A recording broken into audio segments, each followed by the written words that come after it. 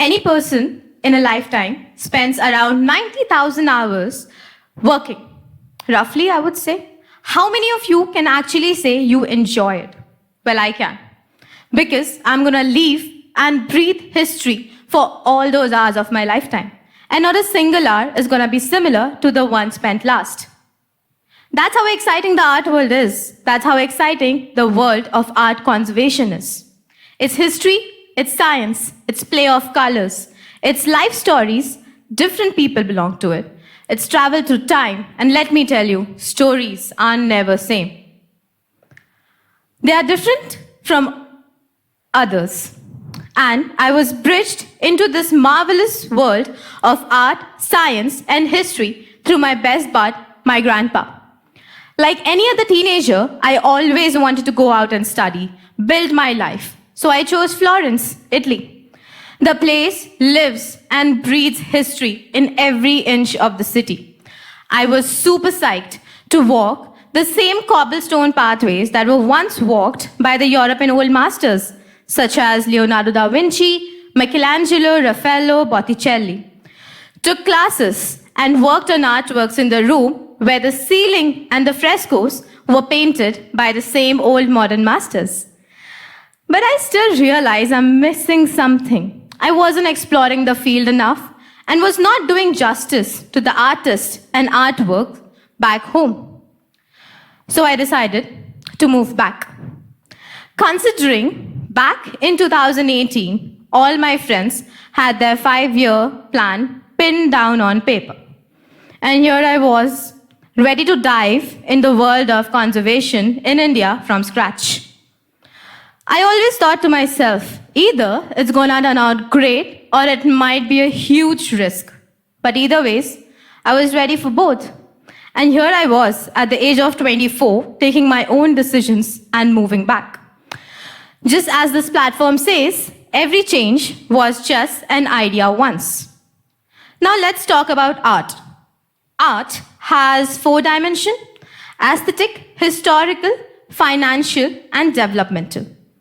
We have traditionally appreciated the artistic and the historical side of it. And in this century, we are capturing the financial side of it. Now that's where the auction houses come in. Auction houses hold a significant position in art market, acting as a bridge between the buyer and the seller. They play a crucial role by working closely with the art expert and conservators in verifying the authenticity and provenance, that is the history of an artwork, to be sure that the pieces offered in their auctions are genuine. Not to forget that auction coverage provides a platform for showing artworks and generating public interest. The extensive media coverage and reach for the buyers and collectors, auction houses bring attention to certain artists, art movements, and era. They influence the art market and prices, which directly or indirectly influences our artistic heritage. At this time, art conservators are kind of a connection, kind of a bridge between the work of art and the future owner of the work of art. Well, one cannot imagine the immense joy one feels while being in the presence of an old modern master. You get to touch, you get to feel, you get to see the history created 40, 50, sometimes centuries ago. I've worked on roughly 5,000 plus artworks ranging from 15th to 21st century until today. I know many of you are curious about what exactly it is art conservation and restoration. Well, conservation is the scientific side of it, and restoration is the first layer visual analysis, like the aesthetical beauty, the paint layer side of it. Art and science has always been going hand in hand from the beginning of the time. Let me ask you a question. Before coming here tonight, how many of you were aware what an art conservator does? I'm sure there might be few questions running through your curious mind. What an art conservator sees when he or she decides to restore an artwork. How can you tell difference between fake and authentic artworks? Do conservators find hidden treasures while checking the artworks? What techniques are employed by the conservator to restore the damaged pieces? What kind of material is used? Where does one draw the line between conservation and correcting the artist's work? Let's try and answer a few. I always check for 3 things when I'm looking at an artwork. 1, that the artist's intentions are true to form. That means whatever message the artist wanted to convey is conveyed. 2, that the colors missing the jazzy pop. Whatever the artist wanted, the true intention of him, are they missing it? Is there any kind of natural aging or like biological, physical, or handling or environmental damage to it? Well, let me tell you, doesn't matter if I have perfume or lipstick in my bag, but I always make sure I have my UV light. That reminds me, I was at a site visit a couple of months ago. I walked into this room, had this artwork to examine, and examined it in a natural light first, then in the raking light, and then it was time for the UV light. UV light examination is mostly done in the dark room. When a UV light is pointed at the artwork, this is how it looks. It's purple. Now, what does purple mean? Purple means it's been retouched, it's been worked on, it's been restored. When I looked at the artwork, I was quite shocked because it was like 70% restored. I know what you guys are thinking. If it's restored to that extent, does it belong to the artist anymore? Will the amount of restoration affect the market price of the valuation of the artwork? Is it okay for the artwork to be restored to that extent? Well, after careful examination, it was established that the conservation done on the artwork was almost 90 years old, and the artwork was approx 145 years old. Now, let us be fair enough. If we humans get dark circles, wrinkles, or even have a minor hair loss, we run to our skin and hair doctors to get it fixed. These artworks have been through the test of times and are aging with time as we speak. I guess it's okay if they are asking for restoration. After looking at the artwork, I was both happy and sad.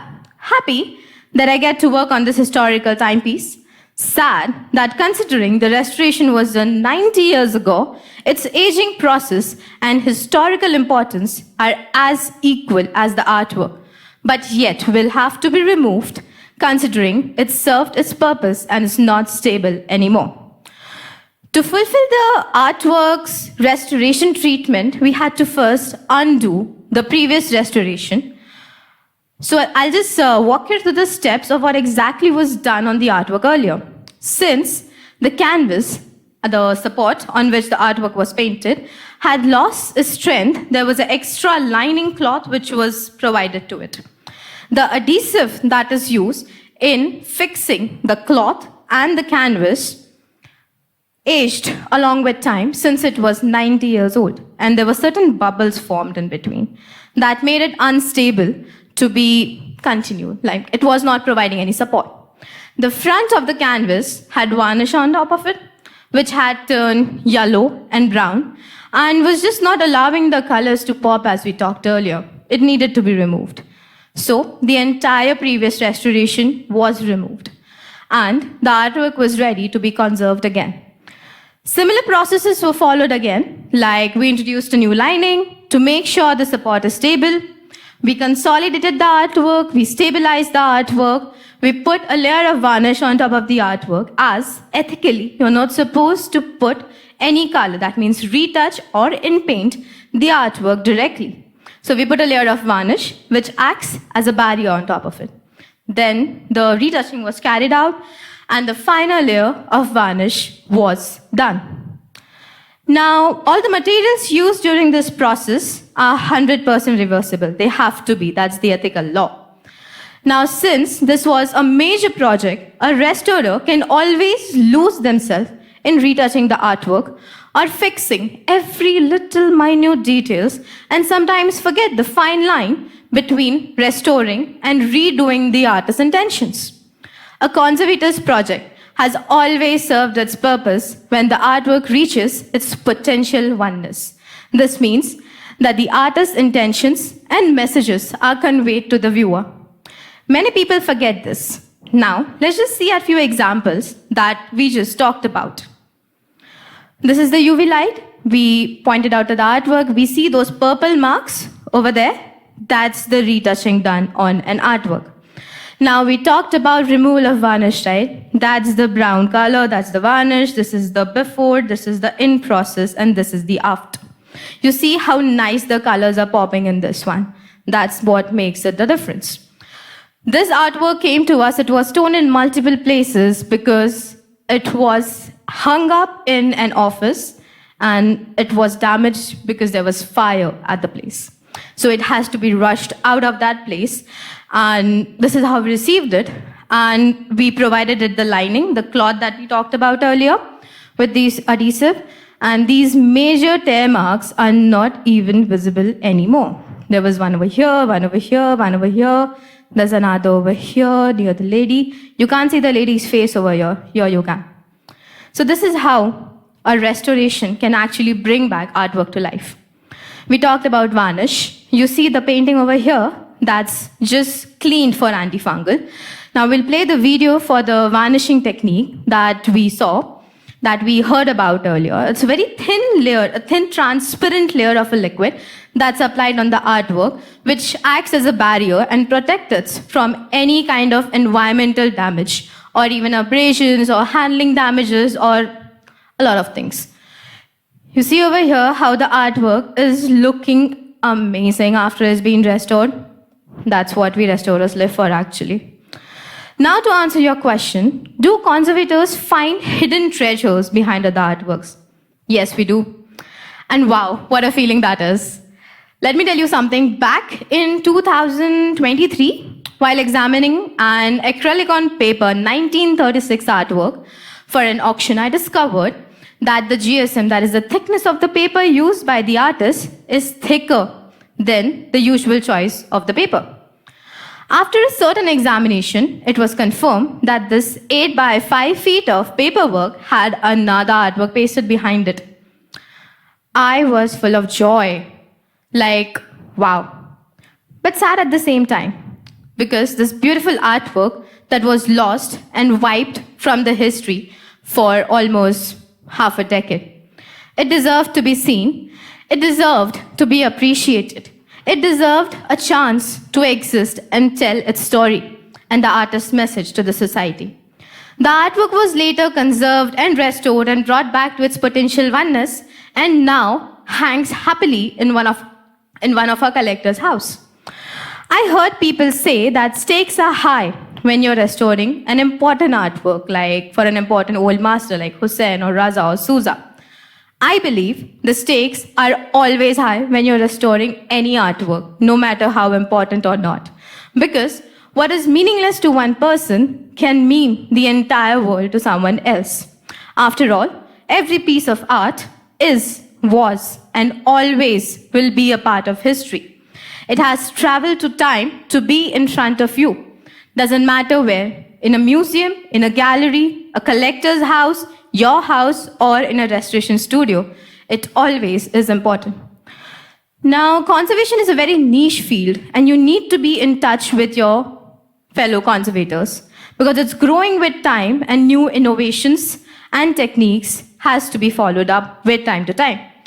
While conserving a contemporary artwork, we do collaborate with the artist to understand the material used by him in creation of the artwork, as most of the contemporary artists use mixed media, which means more than one surface material has been gone into the creation of the artwork.